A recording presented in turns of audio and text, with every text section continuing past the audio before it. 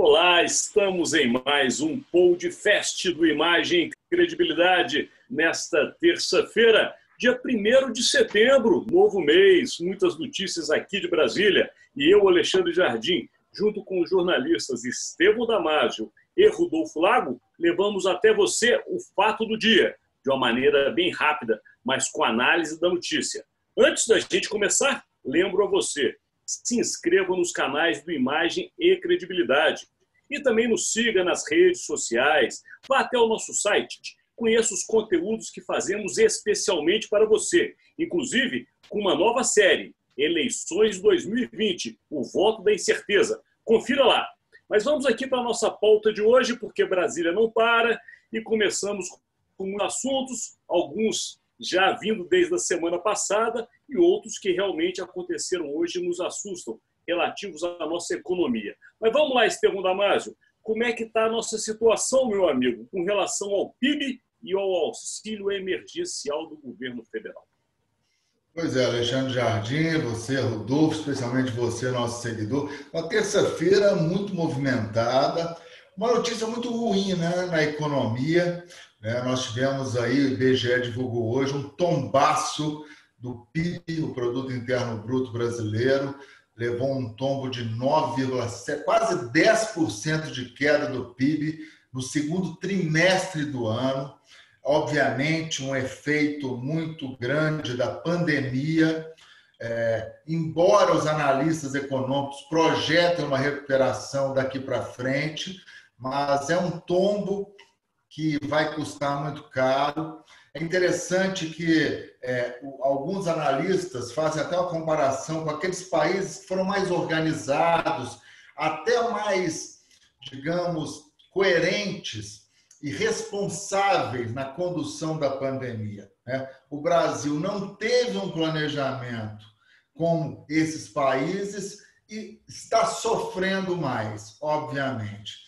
Mas não adianta agora olhar pelo retrovisor, é olhar para frente. Mas é interessante também, Alexandre Jardim, Rodolfo e nossos seguidores, porque justamente no dia em que o IBGE divulga esse tombaço do PIB do segundo trimestre, o presidente Jair Bolsonaro, enfim, divulgou o que já era esperado, né?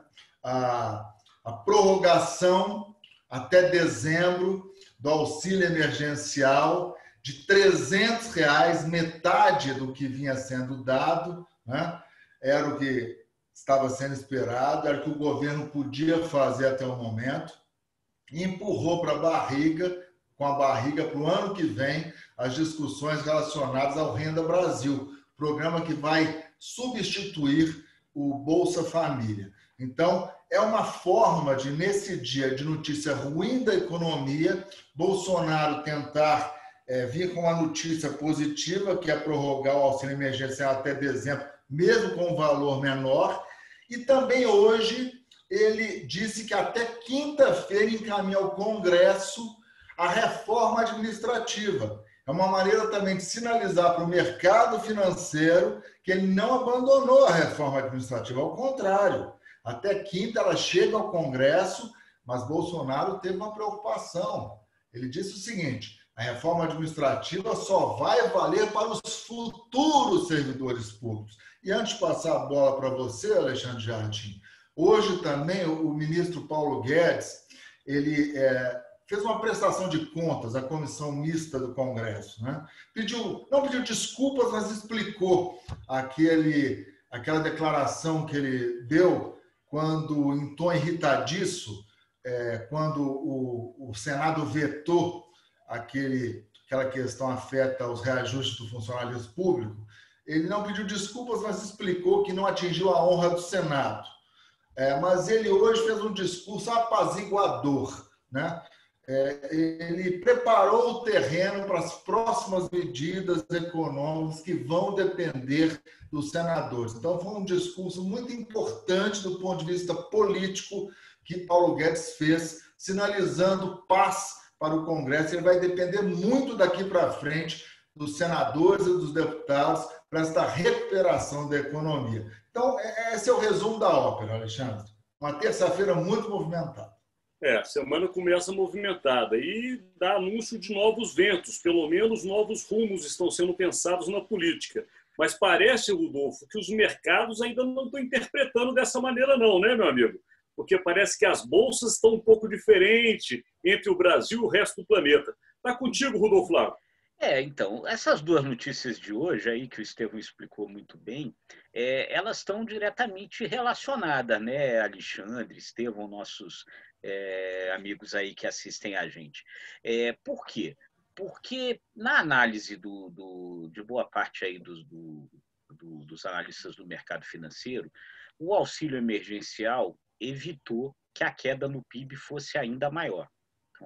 Então, realmente, houve aí uma relação direta com o pagamento desse auxílio de R$ 600. Nesse sentido, o governo, então, anuncia manter agora esse auxílio num valor reduzido de R$ 300, mas manter ainda, porque, na verdade, enfim, tá claro o peso que isso passou a ter no momento de crise que a gente está passando. Só que aí é curioso, né? Porque a solução pode virar problema. Essa é a análise que o mercado financeiro está fazendo. Você manter esse auxílio emergencial num valor alto, esse auxílio emergencial já custou ao país mais de 250 bilhões de reais até agora. Manter isso num valor alto pode comprometer o chamado teto de gastos, a responsabilidade fiscal. E aí, no futuro, endividar o país. Então, aí, as bolsas, os analistas estão imaginando o seguinte, que a falta, nesse momento, de uma clareza sobre os rumos que o país vai adotar no sentido do equilíbrio fiscal, estão fazendo com que ocorra no Brasil um movimento reverso do que está acontecendo no resto do mundo. Esse foi o relatório, isso está no relatório que a XP Investimentos enviou hoje para os seus clientes, né? E que a gente teve acesso a esse relatório.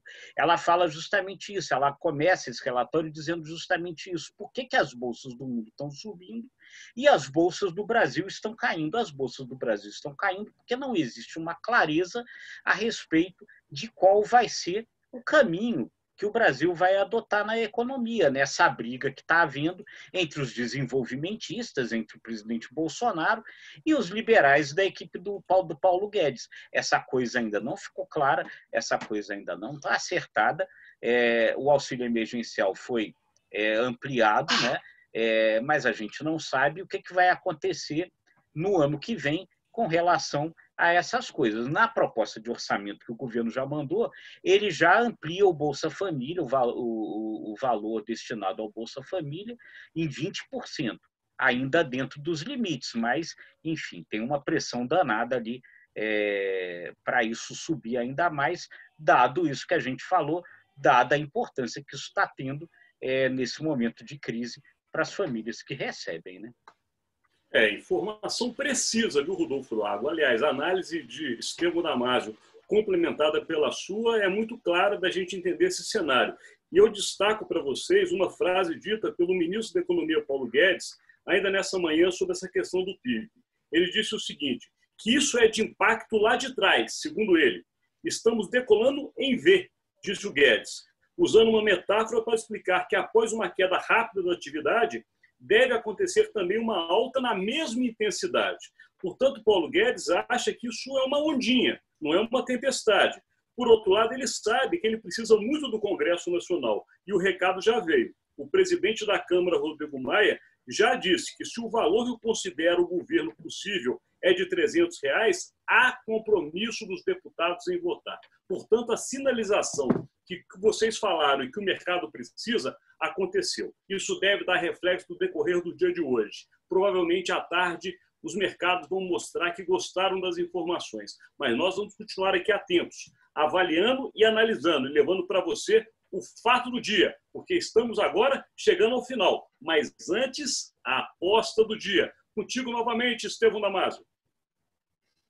A aposta é essa. Se esse crescimento em V do Paulo Guedes realmente vai convencer os parlamentares. Sua aposta, Rodolfo Lago? Eu acho que a gente precisa realmente continuar acompanhando esses movimentos da economia, né? Como é que o Congresso vai reagir a essas coisas, né? Então, nós vamos ter aí agora a discussão do orçamento nos próximos dias, né? Que também tem a ver com isso. E aí é só o seguinte, né? Crescimento em V, né?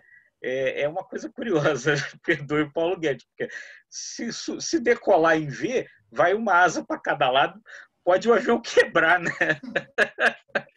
Vamos avaliar. A fala foi de Paulo Guedes. É só não usar, não, e não devemos usar o termo marolinha, hein? Nem ondinha, hein?